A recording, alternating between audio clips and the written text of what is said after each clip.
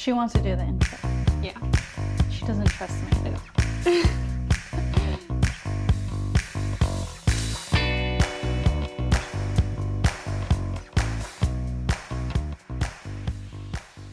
Welcome to Socially Acceptable, a social commerce, influencer marketing, and creator economy podcast. I'm Nicole, joined by Jenny, that's me.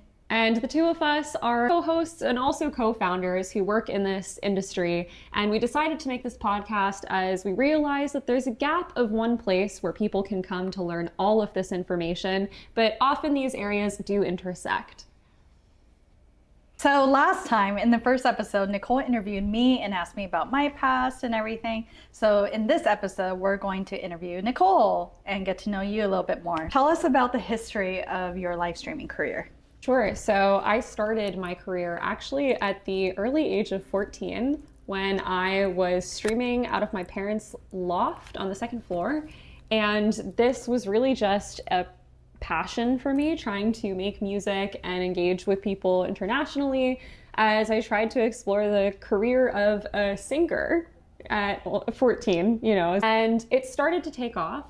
I was on this platform called YouNow that was really, I just wanted to go on there for connection. But when I started to just stream more often, people started to virtually tip me for my performances, which made me realize that this could potentially be a lucrative way to raise money for studio sessions. So I started regularly streaming, got partnered on the platform where I was able to monetize, and then became a preferred partner where I received my first contract from the company. I believe I was about 16 years old and was receiving a salaried payment to stream aside from just getting those virtual currency tips so they could continue to have me on the platform.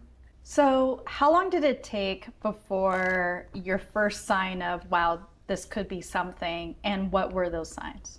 I think it was when I got an accountant. It's a funny... How long did it take to get to that part? I think it was about a year before I fully decided it was time. At first it was just a few hundred people watching me, but then I would have a few, like on the high hundreds of concurrence to a few thousand. And when that was happening and I was receiving just general tips and like subscription type services to continue supporting my career, I realized that this was really something. Like I was able to start not only funding studio sessions, but also I was able to get some like savings in as a young child that wanted to find ways to get her parents to not have to work anymore, which, I didn't get to that point, obviously. What a good daughter. I didn't get to that point, but I wanted to do that, and I saw that this was a potential avenue for that. And once I hit a certain threshold of revenue, which was a few tens of thousands of dollars at the time. I don't remember exactly what it was, but I think it was like pretty significant for a teenager. I was like, 15, 16. I think once I hit like 30 or 40 grand, I was like, now's the time to really take this seriously. So I stopped going to high school and I still completed my degree. I just did it all online so I could still get my high school diploma, but stream during the daytime and really take advantage of what I felt was the beginning of something, which did turn out to be something, just not in the way I imagined. Live streams are very unpredictable. There's a lot of scary things that can happen, but there's a lot of really fun, unpredictable moments. Do you have a favorite memory from a live stream you did? So live streaming, you come to know your audience quite well, and especially as someone who started to stream daily, where I was going live for, on average, 4 to like 8 hours a day. It was like when people were at school, I was live streaming. And so I had this one viewer who I won't say his name because he still follows me to this day and still DMs me. He was a viewer from the Middle East, and I still to this day don't know if he was serious. I feel like it was a joke, but again, I was very young and naive about how he wanted to purchase me for some goats. And I thought it was really funny, and I brought my mom into the stream. She was only behind camera because she was too embarrassed. What does that mean? I don't know. And so I thought he was just like saying he wanted to like own me, which is really okay. this is a creepy start to it, right? But eventually I guested him on the stream because I was like, I can't let this slide. I need to know who this person is. And you got some weird comments in your stream, but this was just uniquely strange. So I asked him to join me on the stream, and he refused to show his face for like a decent portion of it. I finally got him to start showing his face and interacting with me regularly. And I don't know if it started out as something serious and turned into a joke. I like to think it was a joke that he thought would get my attention, and it continued to where I would regularly guest him. And that was when my peak viewership would hit, because we started to like play off each other so well, where I would just like make this a running hilarious joke, asking him about like how many more goats he could offer me, because I had a standard, you know, like a minimum that he had to reach. And so it just like, it became this funny segment that I really hope was just meant to be strictly comedic on his part.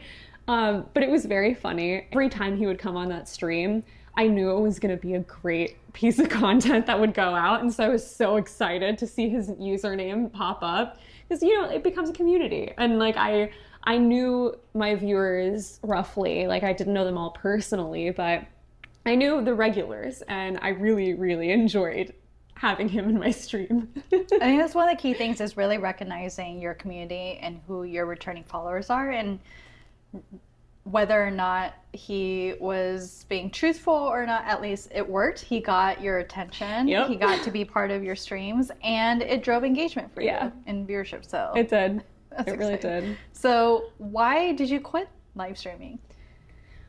You know, that's a really tough question for me to answer, because I don't have one easy reason. I think it was a series of things that led me to fully retire that part of my career. It started to go really well, where, you know, being a teenager and, you know, getting away from traditional high school to make this happen, it was all very exciting. But I think the main tipping point was just the safety concerns, which I think a lot of people are too scared to talk about, or the more likely reason, they don't realize how unsafe live streaming can be.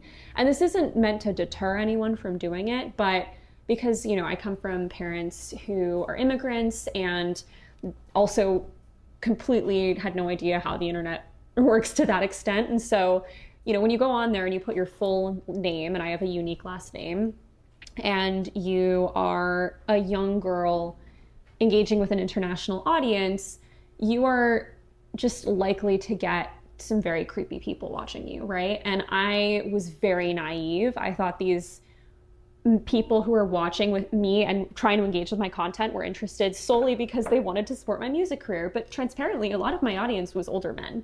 And I didn't understand that, right? And were you music first, streamer second? Yeah, I was music first, streamer second. I had all of my music out, and they would stream my music, which made me think it was about that, right? But there was a certain point where, when I was live streaming, I had a situation happen to me that's called swatting. If anyone's familiar, it's when you are put in this emergency situation, allegedly, when someone is calling your either local police station or 911 to say that you have done something, or they have done something that makes the SWAT team respond to go to your house. And it's gotta be something urgent, like you're holding hostages, you have weapons. Or they said that they said that they stabbed me and had a gun under my bed and wanted to kill me, and claimed to be my boyfriend. And the funniest part is, they claimed to be what my boyfriend's name is now. They claimed to have his name. I did not know my partner at the time. It's pretty funny. Full circle. But it was a very scary emergency situation that came up. And none of this was happening, mind you. I was just live streaming. There's a lot of details that I won't get into on this podcast. Perhaps we can delve into it deeper at a further episode. But essentially, I was live streaming and had the SWAT team interrupt that stream, not to my knowledge that was happening. So I thought that my house was being broken into and that I was being held at gunpoint by someone who was trying to harm me, not by the SWAT team, who was simply there trying to make sure I was okay. So that was a very pivotal moment for me, because I was 16 and realized that what I was doing was not only compromising my safety, but my family's. And realizing what that impact was made me reconsider. And even though I continued after that to pursue a career, it just never felt the same. I mean, that's traumatizing. Yeah. To For sure. And like, sweating. it just, the aftermath of that just made it really hard to trust at all, like my viewership. I took several months off, and then when I came back, I would screenshot every comment that was suspicious. I was panicking because unfortunately the police did not help in this situation. I understand that that's not everyone's experience, but it was pretty devastating to be young and told that it was my fault for going online. They weren't going to investigate it further. I understand, but still it was very frustrating. So it's unresolved. I have no idea who did this. I still have no lead. I had many people that I suspected could have done this, but because something that heavy happened at such a young age, it made it really challenging for me to feel like it was worth my mental health. And this is one of the reasons that I so heavily respect influencers.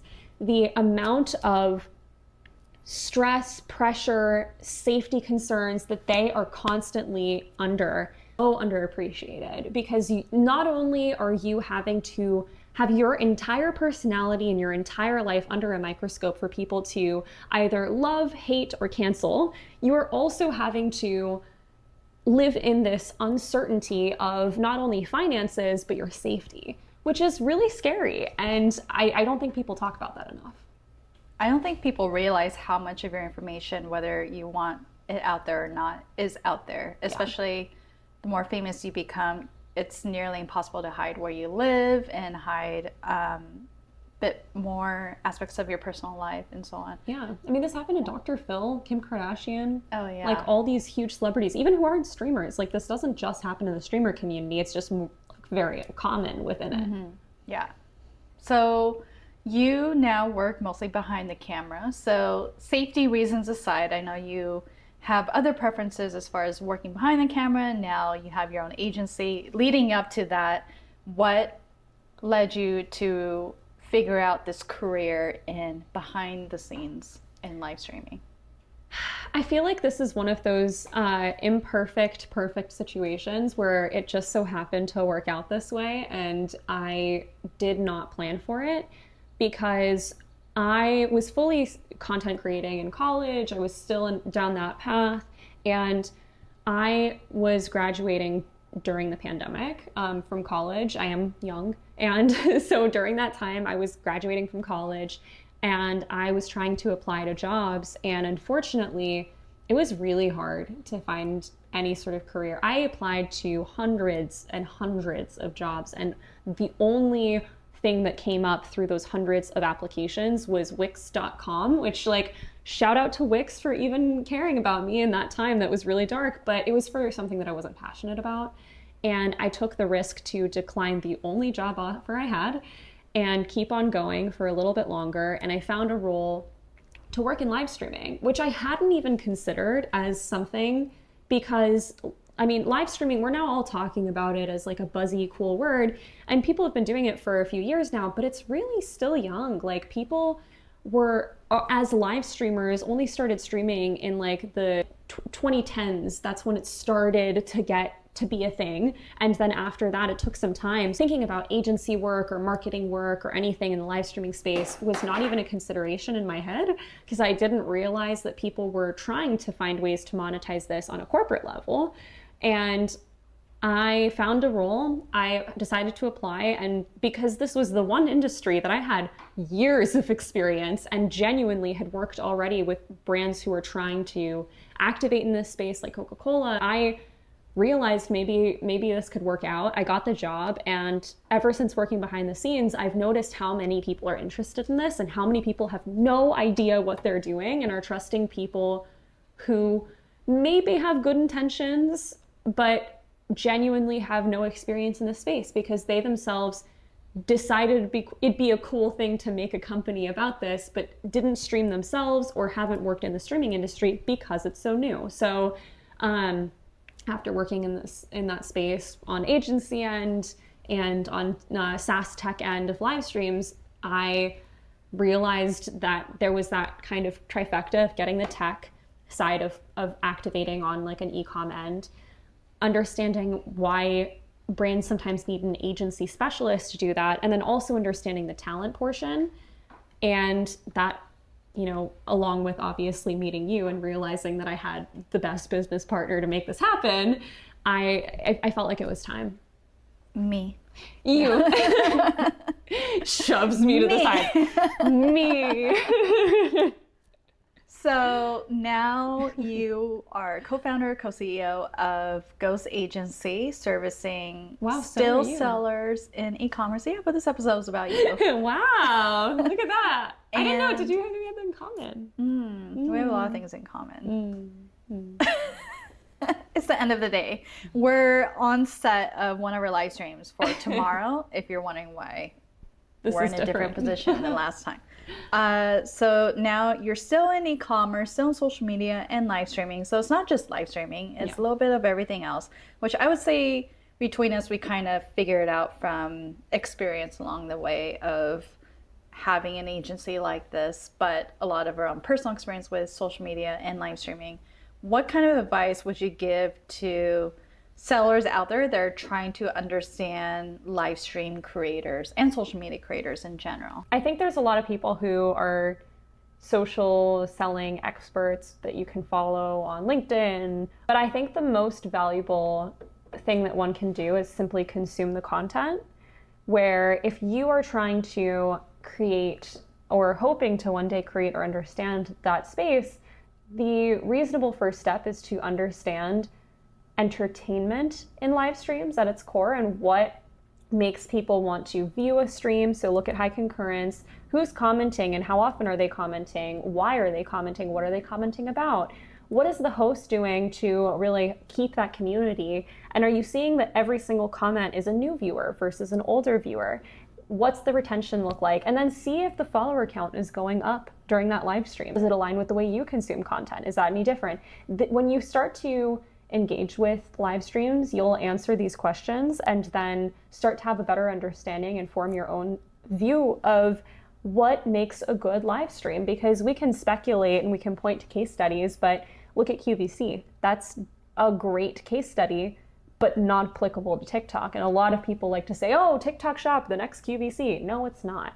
It's really not. And like, we can take inspiration from it, but you have to consume what works on each respective platform to understand that before saying, this is how it works. And a lot of people unfortunately do that and post about that and claim that that's the reality. So just learn for yourself, do it for yourself.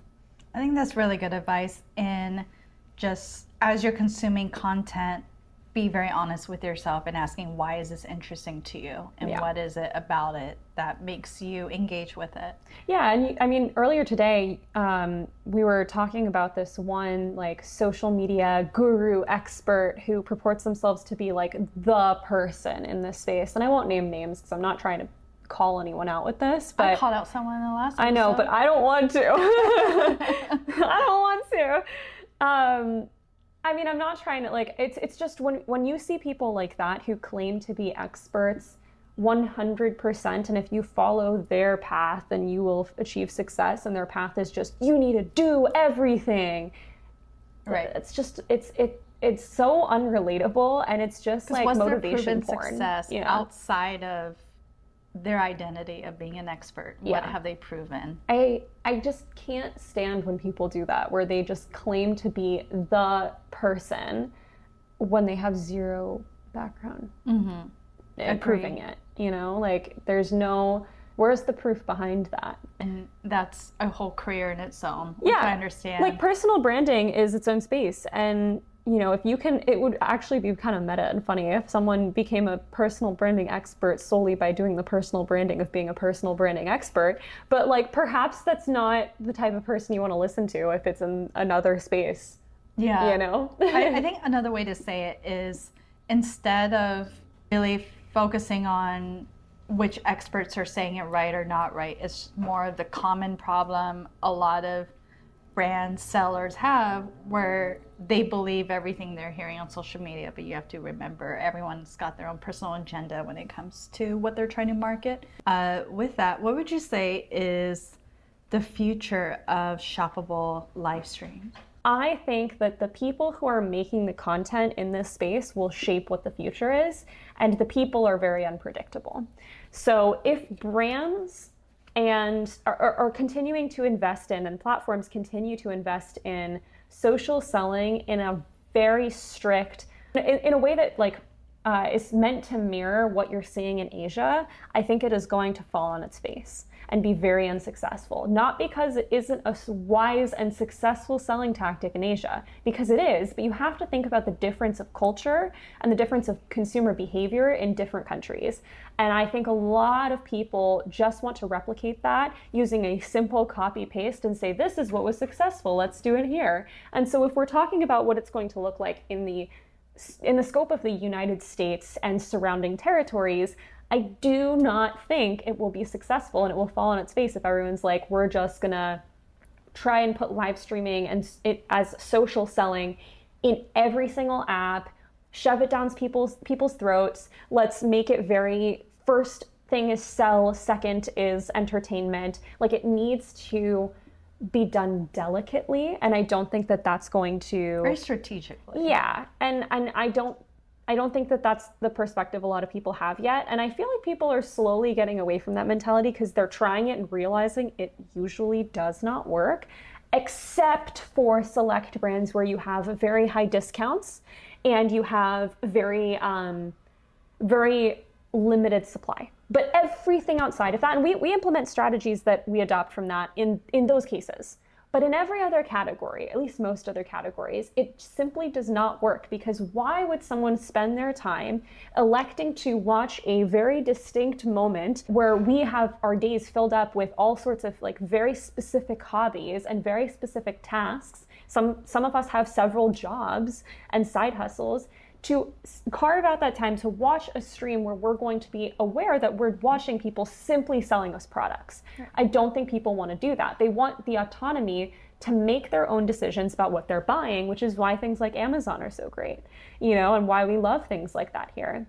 So if that happens, I don't think it will be successful. However, and I don't think I have an optimistic nor pessimistic approach. So, you know, either way, the alternative is people start to make entertainment first content. They understand that this is a strategy that can be adopted and slowly, very, very delicately weaved into their content, rather than just like an aggressive, like in your face kind of way. And if that happens, I feel like people are going to start to become more accustomed to seeing this, because just like how a lot of platforms have released ads and commercials in between, you know, Snapchat, YouTube, people were very frustrated when advertisements were first sent into your YouTube videos and your Snapchats and your Spotify, but people got used to it. And I feel like consumers will get used to seeing more social selling in content. It's just, if it's done from 0 to 100 switch, obviously that's going to be very shock to the system and people will immediately reject it. All very good points. Is there anything that we haven't touched on that you want to share? It's Bo's birthday, my dog. It is Bo's birthday. Bo! Bo, you gotta come here, buddy! In your birthday suit. It is my dog's 4th birthday. Do you have anything to say, Bo? Do you have anything to say? That's all. Thank you. Thank you so much. And that's socially acceptable. We'll see you next time. Bye.